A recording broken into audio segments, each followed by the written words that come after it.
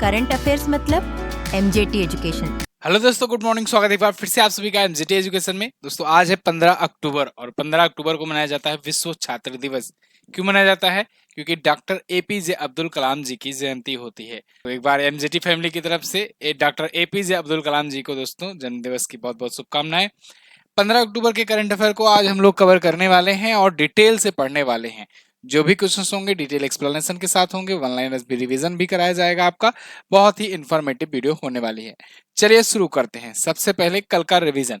कल हम लोगों ने पढ़ा था अंतर्राष्ट्रीय आपदा जोखिम न्यूनीकरण दिवस 13 अक्टूबर को मनाया गया। थीम थी education is a lifeline for youth in disaster risk reduction. 21वां आसियान भारत शिखर सम्मेलन लाओस में आयोजित हुआ। इसके अलावा अक्टूबर में दुनिया की 8,000 मीटर की ऊंची सभी 14 चोटियों को फतह कर दिया है। ऐसा करने वाले सबसे कम उम्र के व्यक्ति बन गए हैं नीमा रिंजी शेरपा, नेपाल के हैं। इसके अलावा अक्टूबर में ही सद्दुला बथुकम्मा समारोह आयोजित किया गया तेलंगाना में। ये नवरात्रि पर आयोजित होता है। और संयुक्त राष्ट्र मानवाधिकार परिषद में सीट नहीं मिल पाई सऊदी अरब को। इसके अलावा अभी सेना प्रमुख ने अग्नियास्त्र नाम का एक वेपन लॉन्च किया है गंगटोक सिक्किम में। और सेंट विंसेंट का उच्चायुक्त नियुक्त किया गया है सुभाष प्रसाद गुप्ता को। मालाबार नौसैन्य अभ्यास बंगाल की खाड़ी में शुरू हुआ। इसके अलावा 27वीं एशियाई टेबल टेनिस चैंपियनशिप में भारत ने जीता एक बार फिर से ब्रॉन्ज मेडल। और दिग्गज खिलाड़ी राफेल नडाल ने पेशेवर टेनिस से संन्यास की घोषणा कर दी है। 22 बार ग्रैंड स्लैम ये जीत चुके हैं। इसके अलावा हृदय प्रत्यारोपण भारत में पहली बार करने वाले डॉक्टर पी वेणुगोपाल जी का निधन हो गया। इन्हें दोस्तों पद्म भूषण से सम्मानित किया जा चुका है 1998 में। यूएनजीए ने 2025 से 2027 तक के लिए यानी 3 साल के कार्यकाल के लिए 18 सदस्यों की मानव अधिकार परिषद में नियुक्ति करी हुई है। 18 सदस्य देश शामिल हुए हैं। ये टॉप 12 करंट अफेयर के क्वेश्चंस थे कल के वीडियो से, जिनका आपने 1 मिनट में किया है रिवीजन। अब हम लोग आज की करंट अफेयर पढ़ेंगे डिटेल से, लेकिन इसकी क्विज और पीडीएफ अगर आपको चाहिए तो वो बिल्कुल फ्री में आपको एमजेटी ऐप पर मिल जाएगी। एमजेटी ऐप आपको गूगल प्ले स्टोर पर मिल जाएगा, लिंक डिस्क्रिप्शन में भी दिया गया है, या फिर गूगल प्ले स्टोर से भी आप डाउनलोड कर सकते हो। पहला क्वेश्चन, अर्थव्यवस्था के क्षेत्र में 2024 का नोबेल पुरस्कार किसे मिला? तो साथियों एक ही बचा था, इसकी भी अनाउंसमेंट कर दी गई है। अर्थव्यवस्था यानी इकोनॉमी के क्षेत्र में 2024 का नोबेल पुरस्कार डेरेन एसेमोग्लू, साइमन जॉनसन और जेम्स रॉबिन्सन को मिलेगा। उपरोक्त तीनों ऑप्शन आपका करेक्ट होगा। कल शाम को ही देर रात को 10 से 10:30 बजे के करीब मैंने एक वीडियो इस पर दी हुई है, ट्रिक वाली वीडियो। बिल्कुल ट्रिक से आपको नोबेल पुरस्कार के विजेताओं को याद कराया गया है। शायद नोटिफिकेशन नहीं गया था ठीक तरीके से, सभी लोगों के पास नहीं पहुंचा था, इसलिए सब लोग को नहीं पता लग पाया है। जाइए चैनल पर अभी देखिए इसको, क्योंकि नोबेल पुरस्कार में सभी विजेताओं को एक वीडियो में ट्रिक से याद करा दिया गया है। तो ये मेरा काम हो गया था, मैंने अपना काम कर दिया। अब आपका काम है इसको अच्छे से देखना और तैयार कर लेना, ठीक है ना? जितने भी 6 सेक्टर में दिए जाते हैं 6 सब्जेक्ट के लिए, वो सबके सबका विजेताओं का ट्रिक मैंने बता दिया है, तो आप जा करके देखिएगा। फिलहाल हम लोग इकोनॉमी पर आते हैं। इकोनॉमी वाला भी उसमें बताया है मैंने। इकोनॉमी को अवार्ड मिला है ये तीनों को। इन तीनों में डेरेन एसेमोग्लू जो हैं ये तुर्किश मूल के अमेरिकी हैं, ब्रिटिश मूल के अमेरिकी हैं साइमन जॉनसन, और ब्रिटेन के रहने वाले हैं जेम्स रॉबिन्सन। इन सब ने क्या किया? इन सब ने अलग अलग राजनीतिक और सामाजिक संस्थाओं के बनने और समाज की तरक्की पर उनके पड़ने वाले असर पर रिसर्च किया हुआ है। इन्होंने ये बताया है कि विकासशील देश जो हैं वो इतना भरसक प्रयास कर रहे हैं और इतना अच्छा ग्रोथ भी दिखा रहे हैं इकोनॉमी में, फिर भी वो विकासशील ही रह जा रहे हैं, विकसित नहीं हो पा रहे हैं। क्यों? क्या कारण है? इसके पीछे का पूरा कॉन्सेप्ट इन्होंने बताया है सबने मिलकर, इसलिए इन तीनों को ये नोबेल पुरस्कार दिया गया इकोनॉमी का। क्लियर है ना? तो आप जाकर वो वीडियो देखना और तीनों याद कर 6 के 6 याद कर लेना ट्रिक से। अगला, हाल ही में अंतर्राष्ट्रीय ग्रामीण महिला दिवस कब मनाया गया? तो अंतर्राष्ट्रीय ग्रामीण महिला दिवस दोस्तों 15 अक्टूबर को मनाया जाता है। आज विश्व छात्र दिवस नहीं लिया गया है, कल दिया जाएगा विश्व छात्र दिवस, मैं आपको कल बता दूंगा अच्छे तरीके से। आज आप international day of rural women के बारे में जानिए, ग्रामीण महिला दिवस। तो कृषि और ग्रामीण विकास को बढ़ाने, खाद्य सुरक्षा में सुधार और ग्रामीण गरीबी को मिटाने में स्वदेशी महिलाओं सहित ग्रामीण महिलाओं का महत्वपूर्ण योगदान होता है। इनको मान्यता देना ये इस दिवस का उद्देश्य है। थीम है इस बार की rural women sustaining nature for our collective future, ये इस बार की थीम है। अब देखिए, अभी तक अक्टूबर महीने के जो भी महत्वपूर्ण दिवस आए हैं उनका रिवीजन करेंगे आज हम लोग। 1 अक्टूबर को दो महत्वपूर्ण दिवस मनाए गए, एक तो विश्व शाकाहारी दिवस हारी दिवस और एक अंतर्राष्ट्रीय वृद्धजन दिवस। 2 अक्टूबर को अंतर्राष्ट्रीय अहिंसा दिवस मनाया गया और 2 से 8 अक्टूबर वन्य प्राणी सप्ताह मनाया जाता है। 2 से 16 अक्टूबर सड़क सुरक्षा पखवाड़ा मनाया गया। 5 अक्टूबर को विश्व शिक्षक दिवस और 4 से 10 अक्टूबर विश्व अंतरिक्ष सप्ताह मनाया जाता है। 9 अक्टूबर को विश्व डाक दिवस मनाया जाता है, बहुत इंपॉर्टेंट है। 12 अक्टूबर को विश्व प्रवासी पक्षी दिवस इस बार मनाया गया और 13 अक्टूबर को अंतर्राष्ट्रीय आपदा जोखिम न्यूनीकरण दिवस मनाया गया। इसके अलावा 15 अक्टूबर अंतर्राष्ट्रीय ग्रामीण महिला दिवस। अगला, हाल ही में भारत यूनिसेफ को पोषण और स्वास्थ्य सहायता प्रदान करने वाला कौन सा सबसे बड़ा आपूर्तिकर्ता बना? तो भारत बन गया है तीसरा सबसे बड़ा आपूर्तिकर्ता यूनिसेफ को पोषण और स्वास्थ्य सहायता प्रोवाइड करने के मामले में। आप यहां पर आर्टिकल देख पाओगे, India become the third largest supplier of health and nutrition support to the UNICEF. UNICEF मतलब जानते हो ना, United Nation International Child's Emergency Fund. ये एक संस्था है, न्यूयॉर्क में हेडक्वार्टर है, न्यूयॉर्क हेडक्वार्टर बेस्ड है। ये संस्था चिल्ड्रंस के लिए ये काम करती है पूरी दुनिया में। तो इसमें भारत जो है ये हेल्थ और न्यूट्रिशन में सपोर्ट करने के मामले में, आपूर्तिकर्ताओं के मामले में तीसरा सबसे बड़ा देश बन करके आया हुआ है, ये रिपोर्ट ये कहती है। अच्छा, यहाँ पर दवाएं, टीके, सेवाएं, ये सब चीजें प्रोवाइड करता है भारत। यूनिसेफ की स्थापना 1946 में हुई थी। हेडक्वार्टर न्यूयॉर्क में है। इसकी महासचिव है कैथरीन एम रसेल। महासचिव का नाम याद रखना, Catherine M Russell. Full form पूछा जाएगा तो United Nation International Children's Emergency Fund. एक और जरूरी बात, देखो टेक्स्ट बुक का पास प्रो का आज आखिरी दिन है। आप आज के बाद 699 प्लस प्राइजेस का पाओगे, इसलिए आज दिन भर में और मौका है। 439 में आप टेक्स्ट बुक ईयरली का पास प्रो ले सकते हो।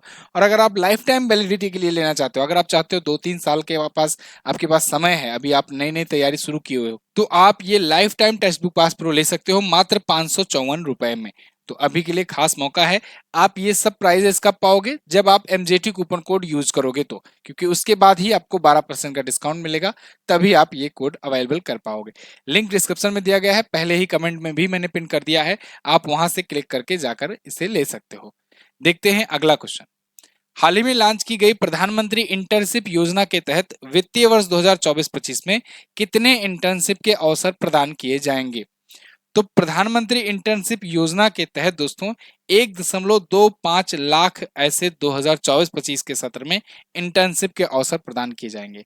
ये इंटर्नशिप ऐसे युवाओं को दिया जाएगा जो थोड़ा स्किल सीख लें और कंपनीज वगैरह में वो अप्लाई कर सकें, क्योंकि सरकार इतना ज्यादा रोजगार तो पैदा नहीं कर सकती है, सरकार में विभाग भी लिमिटेड होते हैं। तो ऐसे में इंटर्नशिप ऐसी दी जाएगी जिससे टॉप 500 कंपनीज में अगले 5 सालों में हायरिंग हो सके और उसमें लोग अपनी जॉब अपॉर्चुनिटीज तलाश सकें। तो ये प्रधानमंत्री इंटर्नशिप योजना है जो 3 अक्टूबर से शुरू है और 1 करोड़ से ज्यादा यूथ जो है टारगेट किए जा रहे हैं कि इनको इन कंपनीज में किया जाए अप्लाई। ठीक है, तो 1.25 लाख इंटर्नशिप का अवसर प्रदान किया जाएगा। इसके तहत 800 करोड़ रुपए इसमें खर्च किए जाएंगे। कैसे? इस इंटर्नशिप के तहत इंटर्नशिप करते समय स्टाइपेंड भी मिलेंगे। 5,000 रुपए प्रति माह के दर से 60,000 रुपए सालाना मिलेगा। ठीक है ना, एक मुश्त में 5,000 रुपए मासिक। उसके बाद फिर ये हो जाएगा 12 पंचे 60,000 हो जाएगा, ये 6,000 लिखा है, तो 60,000 रुपए का एक मुश्त मिलेगा साल भर में 5,000 रुपए की दर से। ठीक है जी, तो इसका पोर्टल वगैरह भी लॉन्च कर दिया गया है। 21 वर्ष से 24 वर्ष के जो युवा हैं वो इसमें अप्लाई कर सकते हैं। आप में से भी जो कोई भी हैं जाकर वेबसाइट पर कर लीजिएगा अप्लाई। हाल ही में चीन में माउंट सीसा पंगमा पर चढ़ने वाले पहले भारतीय कौन बने? तो माउंट सीसा पंगमा पर चढ़ने वाले पहले भारतीय बन गए हैं दोस्तों अर्जुन वाजपेयी। ये पहाड़ी, ये चोटी चीन में स्थित है और इसकी ऊंचाई भी 8,000 मीटर से ऊपर है। तो 8,000 मीटर से ऊपर की ये पीक है और यहाँ पर ये बन गए हैं पहले व्यक्ति, पहले भारतीय अर्जुन वाजपेयी, जिन्होंने ये चोटी फतह की है। क्योंकि ये चीन में है इसलिए भारतीय यहाँ पर कम जाते हैं, तो पहले भारतीय बन गए हैं इसकी चोटी फतह करने वाले। इनकी 8वीं चोटी ऐसी है जो 8,000 मीटर प्लस है। कल आपको याद होगा मैंने आपको बताया था कि दुनिया भर में 14 चोटियां ऐसी हैं, 14 पीक ऐसी हैं जिनकी ऊंचाई 8,000 मीटर से ऊपर है ना, 8,000 मीटर या उससे ऊपर है। तो ऐसे में 8 ऐसी चोटियों को तो यही फतह कर चुके हैं। इनकी 8 चोटियां कब कब इन्होंने कब कब फतह की, कौन कौन सी, आप ये देख सकते हैं। 2010 में सबसे पहले माउंट एवरेस्ट फतह किया इन्होंने, जो सबसे हाईएस्ट पीक है in the world. Mount Lhotse, mount Manaslu, Makalu, Cho Oyu, Kanchenjunga, Annapurna, Shishapangma, ये अब चढ़ चुके हैं। ठीक है, अगला वर्ष 2025 में आईएसएसएफ जूनियर विश्व कप की मेजबानी कौन करेगा? तो 2025 में जो होने वाला है आईएसएसएफ की जूनियर विश्व कप, इसकी मेजबानी दोस्तों भारत करने जा रहा है। भारत को मेजबानी मिल गई है, आप ये आर्टिकल देख पाओगे प्रेस ट्रस्ट ऑफ इंडिया का। India confirmed as the host of ISSF junior world cup in 2025। तो भारत जो है ये होस्ट करने के लिए कंफर्म कर दिया है कि हम ही करेंगे होस्ट। अभी आपको याद होगा कुछ दिन पहले मैंने बताया था पेरू में आयोजित हुआ था। पेरू में जब आयोजित हुआ था तो उसमें भारत ने 24 मेडल जीते थे, जिसमें 13 गोल्ड था। 13 गोल्ड था, तो सबसे ज्यादा गोल्ड होने की वजह से भारत टॉप पर रहा था मेडल टेबल में। हर बार की तरह भारत ही टेबल में टॉप पर था। ठीक है, मेडल टेबल में 8 ब्रॉन्ज आया था और 3 सिल्वर आया था। आईएसएसएफ की बात करें अगर, इंटरनेशनल शूटिंग स्पोर्ट फेडरेशन की, तो इसके अध्यक्ष हैं लुसियानो रॉसी। कौन है? Luciano Rossi. अगला, हाल ही में केंद्र सरकार ने जम्मू कश्मीर से किस वर्ष लगाए गए राष्ट्रपति शासन को हटाने की अधिसूचना जारी की? तो दोस्तों जम्मू कश्मीर से अब फाइनली चुनाव वगैरह होने के बाद अब राष्ट्रपति शासन हट रहा है। ये 2018 में लगाया गया था और 2018 में राष्ट्रपति शासन लगा था, 2019 में आकर के वहां पर आर्टिकल 370 रिमूव किया गया। लेकिन उसके बाद भी राष्ट्रपति शासन लगा रहा, राष्ट्रपति शासन बार बार एक्सटेंड होता रहा और अभी तक 6 सालों तक लगा रहा। अभी यहाँ चुनाव हुए जम्मू कश्मीर में, सक्सेसफुली चुनाव हुए और इसके बाद से जम्मू कश्मीर में वहां पर उमर अब्दुल्ला की जो पार्टी रही वो जीत करके आई, सबसे बड़ी पार्टी बन करके आई और अब वहां पर वो मुख्यमंत्री बनने जा रहे हैं। तो जब मुख्यमंत्री बनने जा रहे हैं तो यानी कि अब वहां विधानसभा चलेगी, मुख्यमंत्री आ जाएंगे तो राज्यपाल शासन नहीं रहेगा, मुख्यमंत्री का शासन आ जाएगा। ठीक है ना? तो यहाँ उमर अब्दुल्ला जो हैं तो ये मुख्यमंत्री बनने के लिए अपना दावा पेश कर चुके हैं राज्यपाल के पास और राज्यपाल ने फिर वहां पर रिमूव करने की, वो जो राज्यपाल शासन लगा था उसको हटाने की घोषणा कर दी है। राज्यपाल शासन दोस्तों आर्टिकल 356 के तहत लगता है, आर्टिकल 356 के तहत लगता है। आपको पता है ना, 3 प्रकार के आपातकाल व्यवस्था है, इमरजेंसी है, जिसमें एक सबसे बड़ा होता है 352 राष्ट्रीय आपात, ठीक है, नेशनल इमरजेंसी। फिर 356 होता है, आर्टिकल 356 जो होता है राज्यों में आपात, जिसमें राज्यपाल शासन करता है राष्ट्रपति के तर्ज पर। इसके बाद होता है 360, अनुच्छेद 360, जिसके तहत वित्तीय आपात लगता है ना? तो ये 356 यहाँ पर लगा हुआ था 2018 से, अब हट गया है। 1996 के बाद से पहली बार था जब इतना लंबा लगा था राष्ट्रपति शासन यहाँ पर। उमर अब्दुल्ला की जो पार्टी है ये नेशनल कॉन्फ्रेंस और कांग्रेस के साथ गठबंधन करके अब यहाँ पर सरकार चलाएगी। तो 5 अगस्त 2019 को यहाँ पर जम्मू कश्मीर पुनर्गठन अधिनियम पारित किया गया था और आर्टिकल 370 रिमूव किया गया था। फिर जम्मू कश्मीर और लद्दाख को 31 अक्टूबर 2019 को ऑफिशियल तौर पर यूनियन टेरिटरी घोषित किया गया था, यानी कि उसके बाद से ये यूनियन टेरिटरी, केंद्र शासित प्रदेश बने थे। अब इसको स्टेटहुड का दर्जा दिलाने की मांग चल रही है। देखा जाता है कि कब जम्मू कश्मीर को स्टेटहुड का दोबारा से दर्जा मिलता है। अगला, अक्टूबर 2024 में जाति सर्वेक्षण शुरू करने वाला तीसरा राज्य कौन बना?